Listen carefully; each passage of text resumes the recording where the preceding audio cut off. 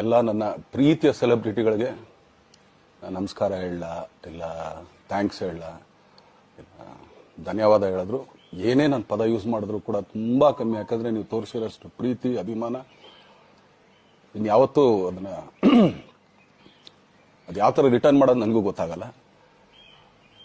But ಇವತ್ತು actually ಇಲ್ಲಿ ಕೂತ್ಕೊಳ್ಳೋಕ್ಕಾಗಲಿ ಹೇಳೋಕ್ಕಾಗಲಿ ಒಂದೇ ಒಂದು ರೀಸನ್ ಏನಂತಂದರೆ ಈಗ ಆ್ಯಕ್ಚುಲಿ ಬರ್ಡೇ.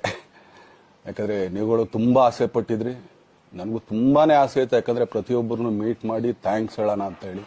ಯಾಕಂದರೆ ಪ್ರತಿ ಸಲ ನೀವು ಬಂದಾಗಲೂ ಎಲ್ರಿಗೂ ನಿಂತ್ಕೊಂಡೆ ಆ್ಯಕ್ಚುಲಿ ಕೈ ಕೊಟ್ಕೊಂಡು ಎಲ್ರಿಗೂ ಒಂದು ಥ್ಯಾಂಕ್ಸ್ ಇಲ್ಲ ವಿಷಸ್ ತೊಗೊಳ್ತಾ ಇದ್ವಿ. ಬಟ್ ಈ ಸಲ ಒಂದೇ ಒಂದು ಪ್ರಾಬ್ಲಮ್ ಏನಂತಂದರೆ, ಏನೋ ದೊಡ್ಡ ಪ್ರಾಬ್ಲಮ್ ಅಂತ ನಾನು ಹೇಳ್ತಲ್ಲ, ನನ್ನ ಹೆಲ್ತ್ ಇಶ್ಯೂ ಅಷ್ಟೇ, ಇನ್ನೇನೂ ಇಲ್ಲ. ಯಾಕಂದರೆ ನಾನು ತುಂಬ ಹೊತ್ತು ನಿಂತ್ಕೊಳ್ಳೋಕ್ಕಾಗಲ್ಲ. ಯಾಕಂದರೆ ಏನು ಪ್ರಾಬ್ಲಮ್ ಅಂತ ನಿಮ್ಗಳಿಗೂ ತುಂಬ ಚೆನ್ನಾಗಿ ಗೊತ್ತು. ಯಾಕಂದರೆ ನಿಂತ್ಕೊಂಡು ನಾನು ಆ್ಯಕ್ಚುಲಿ ಎಲ್ರಿಗೂ ವಿಶ್ ಮಾಡೋಕ್ಕೆ ನನ್ನ ಕೈಲಿ ಆಗಲ್ಲ ಅಂತ. ಯಾಕಂದರೆ ಯಾವಾಗ ಇಂಜೆಕ್ಷನ್ ತೊಗೊಳ್ತೀನೋ ಒಂದು 15-20 ದಿನ ಅಲ್ಲಿ ಬಿ ಓಕೆ. ಬಟ್ ಆಮೇಲೆ ಮತ್ತೆ ಅದ್ರ ಪವರ್ ಕಮ್ಮಿ ಆಗ್ತಿರಂಗೆ ಪೇನ್ ಸ್ಟಾರ್ಟ್ ಆಗುತ್ತೆ. ಸೊ ಆಪ್ರೇಷನ್ ಅನ್ನೋದು ಕಟ್ಟಿಟ್ಟು ಬುತ್ತಿ, ಅದು ಎಲ್ರಿಗೂ ಗೊತ್ತು, ನನಗೂ ಗೊತ್ತದು. ಸೊ ಅದಂತೂ ಮಾಡಿಸ್ಲೇಬೇಕು ನಾನು.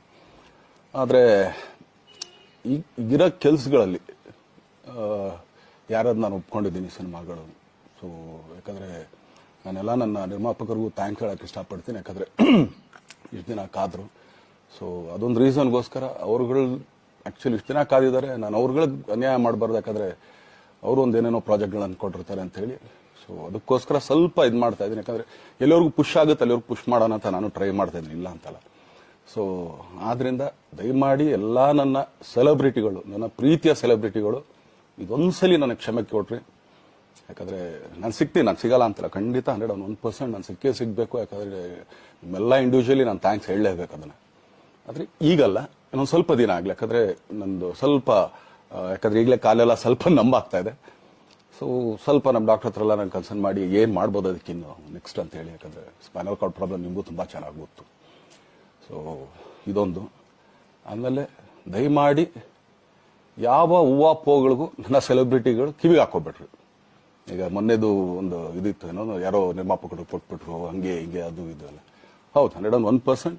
ಯಾಕಂದರೆ ಸೂರಪ್ಪ ಬೊಬ್ಬ ಅವ್ರಿಗೆ ಆ್ಯಕ್ಚುಲಿ ವಾಪಸ್ ಕೊಟ್ಟಿದ್ದೆ. ಏನಕ್ಕೆ ಅಂತಂದರೆ ಸೂರಪ್ಪ ಬೊಬ್ಬ ಅವ್ರು ಆ್ಯಕ್ಚುಲಿ ನನ್ನ ಹತ್ರ ಸಿನಿಮಾ ಮಾಡೋಕ್ಕೆ ಬಂದಾಗ ಅವ್ರದ್ದು ತುಂಬ ಕಮಿಟ್ಮೆಂಟ್ಸ್ ಏನೋ ಇತ್ತು ಪಾಪ. ಸೊ ಸಿನಿಮಾ ಆದರೆ ನನ್ನ ಕಮಿಟ್ಮೆಂಟ್ಸ್ ಎಲ್ಲ ಇದಾಗುತ್ತೆ ಅಂತ. ಯಾಕಂದರೆ ಇಂಡಸ್ಟ್ರಿಲಿ ನನಗೆ ಗೊತ್ತಿರೋರೊಬ್ಬರು ತುಂಬ ಪರಿಚಯ ಇರೋರು, ಅವ್ರನ್ನ ಕರ್ಕೊಂಬಂದು ನಿಮಗೆ ಇದೇ ದರ್ಶನ ಮಾಡೋಣ, ಸರಿ ಅಣ್ಣ ಮಾಡ್ಕೊಡ್ತೀನಿ ಅಂತ. ಬಟ್ ಈಗ ಆ್ಯಕ್ಚುಲಿ ಈಗ ನಡೆದಿದ್ದು ನಿಮಗೂ ಗೊತ್ತು. ಯಾಕಂದರೆ ಟೈಮೆಲ್ಲ ವೇಸ್ಟ್ ಆಗೋಯ್ತು.